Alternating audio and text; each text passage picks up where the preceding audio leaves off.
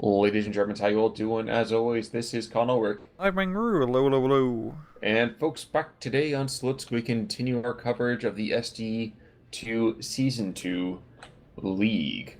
Now, Rang, of course, we are going to see a couple of old friends in terms of divisions here, but I don't know if I recognize these names. Tell us who we have. Well, on the left hand side in blue, we have Iadris playing as 21st Panzer with a Vanguard income.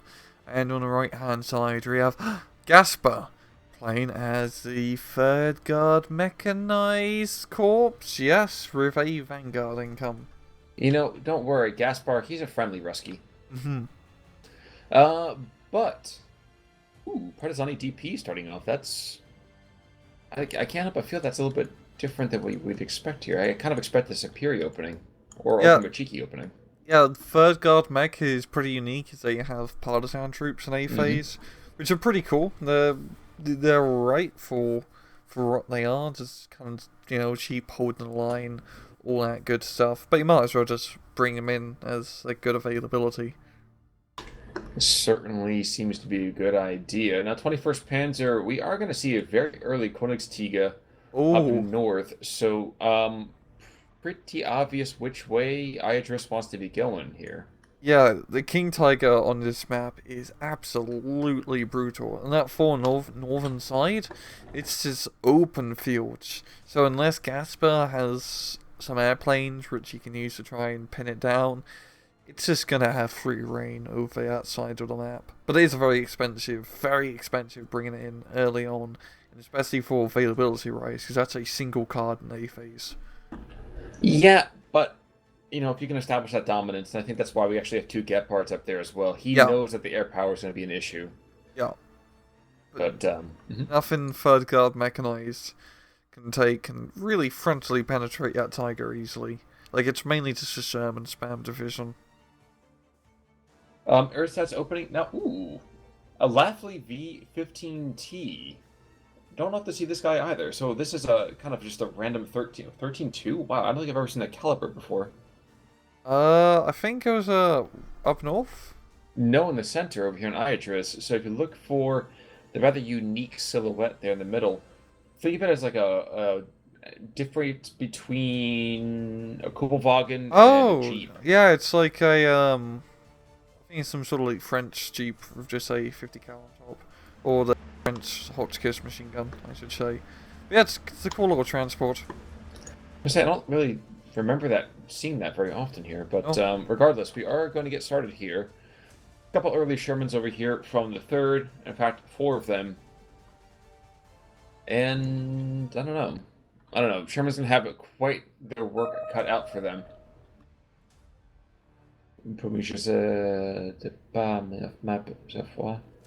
Uh, any idea what that says? I don't know.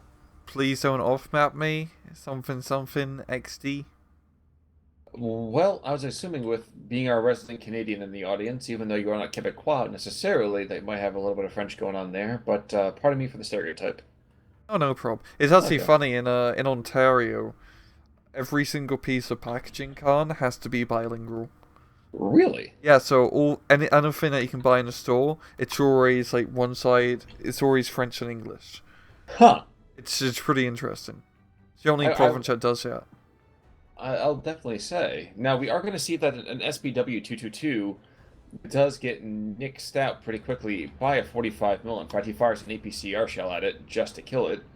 Um, Outside of that, not too many things happening here other than the usual kind of 50-yard line dash. Yeah, nothing really too crazy. Gasper definitely does have the infantry advantage early on with Yokomanchiki, Sapori, the Partisani spam. 21st really just kind of standard Panzer Grenadiers, and the Panzer Grenadiers are pretty good, let's be real here. Pretty easy to be real there. Now, in the meantime, though, we are going to see domination by the German 21st in the north. Yeah, but at the same time, Gasper is pushing pretty hard along the middle. There's nothing here to stop him because Idris couldn't really afford to put anything along the middle. He has one Pack 38 a little bit south, which can cover the road just a tad, but having that hill position under control is going to be a huge play from Gasper, so he can start harassing up north and down south. You know, the time has come. The Pack 38 will see. The Pack 38 that engages and immediately kills. Wow. Yep. As that trooping gonna hold line against Partisanis and a 50 cal Jeep thing knockoff is gonna help out as well. That's actually very surprising. I did not Yeah. quite expect that little bit of a push here to get shut down quite that quickly. Yeah, and also the push along the town is just getting completely shut down here. Saparis are moving up, but flamethrower teams are holding their own. Well, mostly until they get thrown a rather big satchel charge their way. Meanwhile, down to the south, there is a bit of a flame war. As Ultimate Cheeky and Flammenwerfers are engaging back and forth, but the 222 sitting behind. I think this would be just enough fire support to keep things competitive, I would think. Yeah, and a lot of fire support here from the Ultimate Cheekies just burning everything right. I think his southern push is going to go into Gaspar's favour. The two Shermans are just completely shredding the Panzer Grenadiers. We get another Pack 38 coming in a vain effort, I would argue, to push that back. There's also a Shrek squad chilling, waiting for those tanks to get closer. In fact, what the Komroti is going to get close. The question is, will the infantry see him before the Komroti gets in range? And the answer to that is no. It will not. Oh. Surf's up, dude. Surf's up. Open fire! Oh my god. Please. Shoot. Shoot him now. It's a beautiful side shot. It's a beautiful day for a side shot. Come on, just turn off the return fire, please. I understand micro is hard, but this is killing me. But not killing the Sherman, which is what should be happening. Yeah, exactly. Oh my god, witness me. There we go. Oh, he did it. Okay, actually, that was a pretty good time to rate because the other Sherman moved out of the ray so he can pick him off one by one. Micro them out the building to break line of sight. But, oh. Here we go. And finish him off? No. And he was finished off. You're absolutely right. Good. P3 being brought in, long barrel P3, and this is such a glass cannon. I mean, I really feel like we overlook this tank an awful lot. We're so used to seeing P4s, but the P3M, oh my god, this thing, long barrel, 150, but has paper mache really for armor. Yeah, it's not that great of an armor layout, but just enough against, like, I mean, the Shermans can go through him pretty easily, but yeah. Yeah, I mean, it's but if you miss, alright. If you miss, ahead. you're buggered, and the Shermans don't miss. But this is really good from Ghaspar. He's really exploiting the middle and the southern flank, and it's really going to come down to Iadris really trying to push up north, and it is actually working well for Elfrim, long range with the King Tigers, but look, the Shermans can actually get a side shot on these King Tigers here, or King Tigers, King Tiger, singular. That's true. There is really only one king in this particular jungle. Yeah. Now, I'm fascinated to see the 105 millimeters that are coming in right behind him. The Pinocchios. Yes, indeed. They're going to be very good at just helping out of long range HE fire support. Sherman coming in. He's going all out, but he has backup. Well, Pinocchio tells him a lie, and he buys the farm.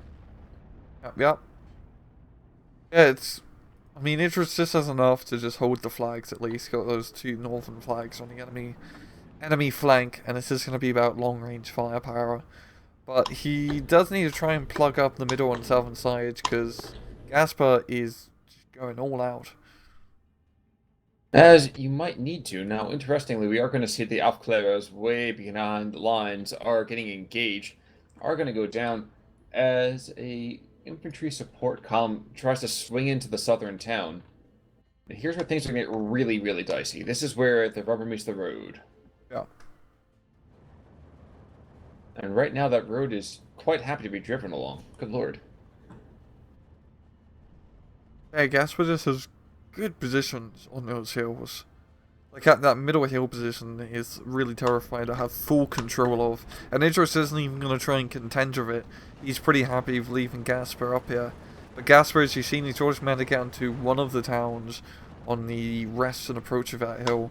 And he could probably easily get the other part of that town if he just moved some infantry down the road. Certainly possible, but we're trying to get a collection of just material overall that is rather scary. Yep, we got pad strikes, flamethrower team, some pioneers, really everything that you need in a town fight. Well, and P4's even sitting back there for long-range support with an entire platoon of them. Yep, this Panzer Strike might get a kill on this Sherman here. He's getting close. Yep. Nope. Nope. Get it instead.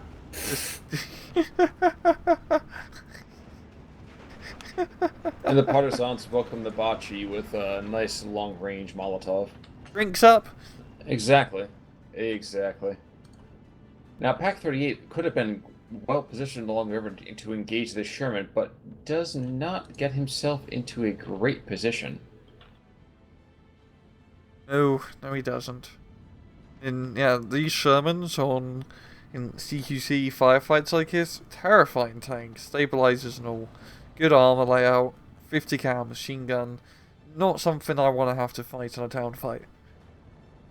No, sir. Not really the best of ideas there. Nope. More, yeah, and it's going to be anti-tank guns for the win here, or if nothing else, for the hoped-for victory. We are going to see a Focke-Wulf, but the Focke-Wulf doesn't do diddly squat as P-Grand column comes in as well down south. So this is where everything's going to happen. Yeah. The Panzer IV blob is getting engaged by the Shermans, and there's a lot of Shermans, and the Panzer IVs, one does go down, another one's crew killed. It's not looking too great for him. But they are getting their pound of flesh here. Shooter knocked out, transmission damaged. There's always something so desperate, and the Southern Sherman gets taken out on the cut-off town, really, at this point. The P4s have taken grievous losses to do it, but grievous losses they have given as well. Biggest issue is they don't have a lot of HE to take out that 45 millimeters that are just kind of appearing all over the line. It was doing just enough stress damage to pull off his aim, and I think his next salvo should get the kill. Meanwhile, the Focke-Wulf over enemy lines, I think he's probably going to get killed. If not by, maybe he gets out. Oh, wow. Alright. If that P3 turned and actually started trying to engage a little bit more readily, I imagine that'd be a lot better for us here. Mm-hmm. But we are into Phase B, so a loss of income for both sides here. No real champs are going to come up quite so easily. That was pretty even, Stevens. We're seeing a few bombing runs here from some lag frees. Yeah, Ghaspar, continuing at southern aggression, moving along the middle town.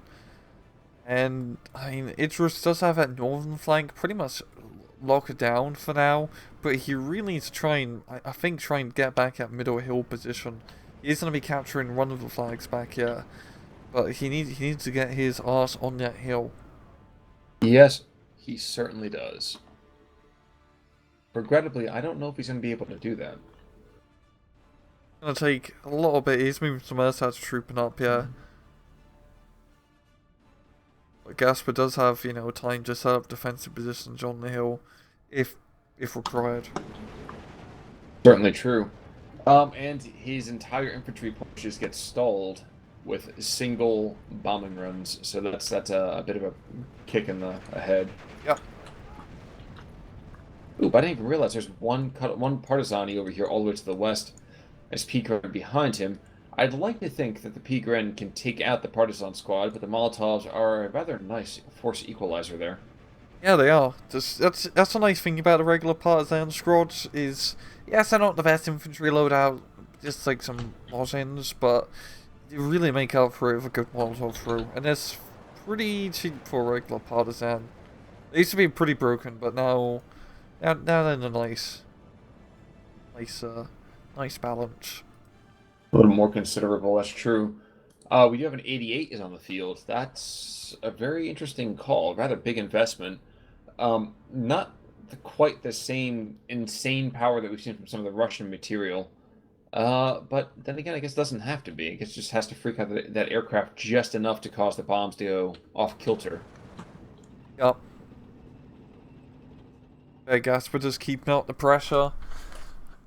And yeah, he's really playing it quite well, just trying to hold these positions. So Iadris is starting to make a foothold back into the southern side. The Panzer Grenadier spam, and Flaming Rifle is working quite well. I'm waiting for this Flak 88 to start engaging this lag series. Not going to be enough, whenever it happens. Oh, but he does take out a Sherman at least, so of course that's good. Alrighty. 13-11 though, we are back into bombing run city. 2 more Shermans up central position. Valentine's being deployed. Yeah, Valentine's Day might be over, but doesn't mean we can't be shown a little bit of love here and there. We're also seeing a 223 commander, and also we got a commander on the field from Ghaspar, so both sides getting those guys out. Russian commander is very cool, as have a sniper rifle. And his sniper actually has, decent amount of ammunition for 50 shots. Yeah, kind of shocking. You think the Russians expect their guy to do a lot more fighting than the Germans do, it seems. Yeah, and it's like, he's a commander as well, not just like a regular leader. He's meant to be leading, well, not say from the front. I think real sniper rifle kind of encourages you to stay back just a bit, a healthy distance. Take a little bit of a hands-off approach, if you know what I mean. Yeah. Makes sense. Makes sense.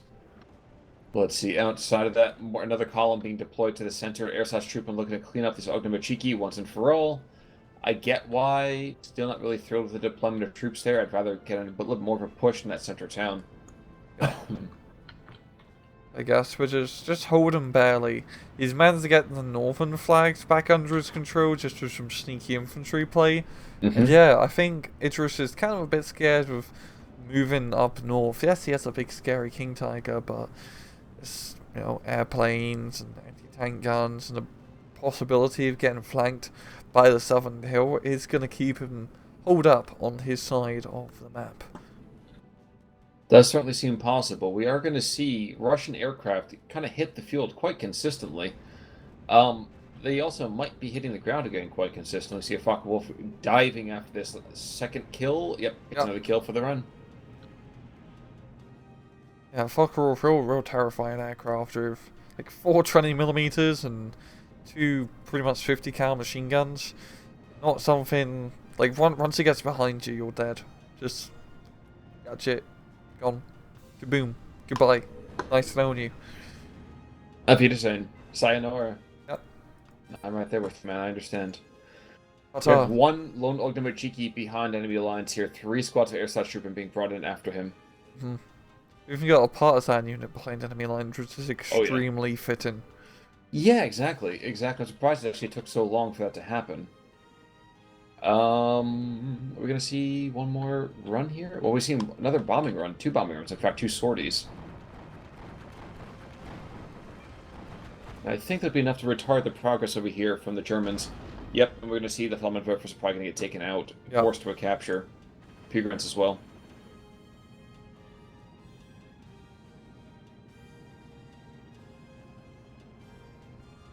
So the middle hill is slowly being seized again. But to what end? Yeah, I think it's really gonna depend on whether Iadris manages to move up a bit in that middle hill, but just by securing halfway up that hill, he can at least secure the northern side a bit and try to push in that flank again. Like, this middle hill is such an important feature of this map, as it opens up so many possibilities for just zoning out areas and the ability to push. Now, regrettably, this King Tiger, after having a lot of terrifying presence early on, hasn't really accomplished a whole lot. Yeah, like, he's just, it's kind of scary to move it up, especially such an expensive unit like that. I mean, it's just here to zone out the northern flank. Like, nothing's gonna push up north, but he ain't gonna be able to push either. It's a stalemate. I wonder what happens if you even consider it moving it down. See where that P4 is about 500 meters to his south? Maybe, sorry, 1,500 meters to his south? Move into that Oh forest yeah, right there. At least you can open up and hit some more arterials. yeah. Just because yeah, right now it's not doing too much. I think Iadris might try and do another northern push, and he is going to try and take back that little farm area of some pale panzer grenadiers. My bad. It's certainly possible. Yeah, we're actually we got a couple of M4 Shermans coming over here from the German side of things. Oh yeah, 21st. They got the Poiter Shermans. Or Panzer 4 M4-746. A. Yep, because Lord knows we couldn't call it anything simpler than that. Boiter Sherman is definitely more enjoyable. Like Boiter Firefly. Exactly.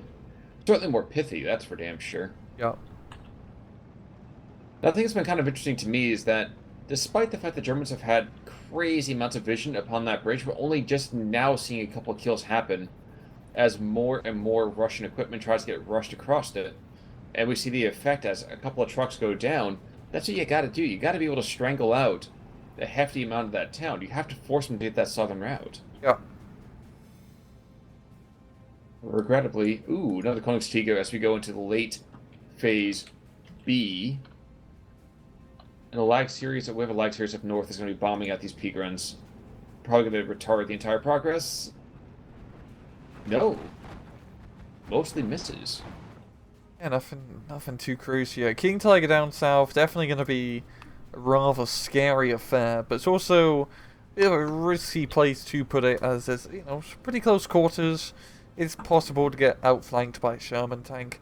At the same time, it has 90mm of side armor, so it has a pretty good chance of surviving even if it was to get flanked. However, the converse is not exactly true, as we see now that Ghaspar is missing some of his first tickets in probably the last 10 minutes or so.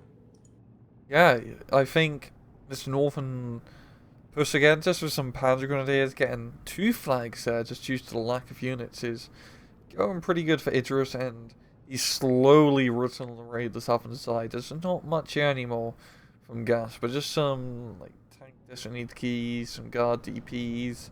The Germans have really been knocked out, have now been replaced by Valentines, which are not good infantry support tanks, let me tell you, which is pretty funny considering they were designed to be infantry support tanks. Certainly true. Now we are going to see a little bit of love being shown here to the Shermans as a Opel Blitz moves on up. Maybe to repair it, it'd be kind of nice. Yep. With really no more tanks in the area be saved for these Valentines, prospects do not look good. Oh, no, it doesn't. It's looking pretty dire for Ghaspar now, as Iadris is slowly building up like a pretty big tank force, and he's got a lot of infantry. Yes, this is a lot of like unvetted Panzer Grenadiers and SS trooping, but it's just for holding the line. Really, it's 21st Panzer. They're a pretty scary tank division. And finally getting some more pioneers in here. My assumption is if they can go and cut off the partisan squad again to the south, life might get a little bit better, but we gotta kind of pick up our feet here, boys. Yeah. Shooter knocked out in the meantime for the first Valentine, and I think we will see, well, I was going to say our little tank Cupid here firing his shots, but the Valentine somehow manages to back away out of line of sight. Mm-hmm. Yeah, Sherman really riffed it to follow up shot. Yeah. Yeah, it's looking like it's pretty funny. I still feel like you can go anyone's way. Ghaspar does have more flags over Iadris, but Iadris feels like he has the momentum slowly building up. Oh no, he's shooting for the Opel Blitz. You monster. It's a non-combatant. Exactly. Would you really shoot at a quartermaster? Yeah. Well, he gets combat pay. Focke-Wulf goes after the first one, gets 1 kill. I think it's the same Focke-Wulf from before. I think so too. Well, he's certainly jetting around. Yep. He's going to survive. The speed is going to keep him alive, it seems. Maybe? Yeah. Yes, it does. Meanwhile, we have this Alclair being shot at by the Valentine, who's just blowing this house to shreds. Yeah. I see you! And I see you. You are doing a fine Yeah. job. But we are safely into Phase C, and yep, here comes the Lend-Lease equipment over here from the Americans. As more Shermans report to the front. And wow, I didn't realize there's more Gephards being brought into the north. Probably gonna maybe see a dead lag? Yep. Yep. That's a lot of Gephards. Yeah, I think Iadris really needs to start just putting some forces in the middle, because he could rupture. I mean, as we know of like God View Cast Division, really not much, yeah. But it's just getting tunnel divisioned all into the southern side, and like, Iadris has the stuff, or Iadris. He just needs to be a bit more aggressive, it seems. Yeah, but I think that's like you said. I think it's just a consequence of us having God vision. Yep. I think you look at the territory push, you think to yourself, we're really getting screwed right now, boys. Radevka sneaking up on that King Tiger down south could get a Zook shot off. That would be brutal. Yeah, that would be just like my heart's not great anymore these days, getting up there in years. But that would just kill me, I think. It'd also kill the King Tiger. So the King Tiger is on the downslope of the hill, so there's not going to be any line of sight. Isn't that just lucky for him? And actually, looking across at this Alclair, I can technically see that the Razvedka don't know if that's necessarily going to happen. Meanwhile, Sherman engages the Valentine, and the Valentine says, "You are not mine." Gives him one of those little candy hearts, those things that taste like chalk. Okay, we're finally seeing a bit of a push in the middle here from, or in the town from Iadris with some pioneers and Shermans. The Razvedka fires and missed. Yeah. Ugh. You hate to see that. I know, right? Especially with, like, you only got one shot, really, without bazooka. And after that, you just have to pray to God you can reload, which usually doesn't happen. No, it doesn't. Oh. Yeah, it's just bringing it to 11-13. I feel like it's getting close. Like, one side is going to rupture at some point. Yeah, and honestly, at this point, my money's on the third. Yeah. The third doesn't have too much on the field, especially in a concentrated manner. Really focusing on the Valentine spam now. And Valentines are bloody good tanks. 2-star veterancy, extremely high fire rate of fire with the 2-star veterancy. But, no. Well, Not gonna be enough. You have to wait until the next campaign season to even see them. It'll take a long time to get to the field. Well, we are going to see these pioneers over here trying to go and engage against these guards. The guard DPs continue to be dominant here. Yep. Just holding everything back. Yeah, it's just there's a lot of tanks here, but he needs infantry to clear out that town. But all in all, if the infantry dies and the way will be open, if that opens up, then the southern town goes into German hands as well. I can't see a moment where the Germans don't take the southern town. And well, was that? What I thought. Iadris surrendered. Yeah, that was probably a good call. Yeah, I was pretty close. I mean, like I look at the KD ratio. It's like a 700 difference between both sides. That was a very interesting match because it felt like Ghaspar should have lost, but he managed to hold with like his ragtag force towards the end. And it was just enough to demoralize Iadris from, really trying to push. And sticking it out. I mean, Yeah. Another 20 minutes, who knows what could have happened there. Yeah. But if you don't have the infantry, you start doubting yourself. You can see like this Valentine, Ayufarev over here. 1, 2, 3, 4 major main battle tanks. From the losses perspective, yeah, that early King Tiger didn't really do that much. No, he didn't. That's kind of the thing with super heavy tanks. Like, yes, they're really powerful, But they usually just kind of sit here and do nothing because the enemy knows not to bring anything in the same area code of said King Tiger. But it did zone out the northern side. Just managed just losing that like complete initiative in the middle and also the south. Really lost Iadris that match, as he had to spend a lot of the time trying to regain those heavily fortified positions. Yes, indeed. I guess the takeaway, if you're going to use super heavies, just realize that you can kind of keep them with a scratch defense and back them, use the other resources someplace else. Yeah, I don't think use like that A phase King Tiger, especially off the bat, really hindered him more because he was very vulnerable in other areas, and even on that northern flank, he didn't manage to push enough to make it count. That is certainly a fair call. Yeah. But that's gonna do it, I think, for us for this week in terms of season 2 coverage. I think Yes. we're dropping something else kind of nifty the next couple of days, but I Oh, don't want to say yeah. too much what that is. But yeah, just keep an eye out on Sunday. Yes, indeed, folks. Keep an eye on Sunday. Until next time, though, I'm Conulric. Rangru, take it easy.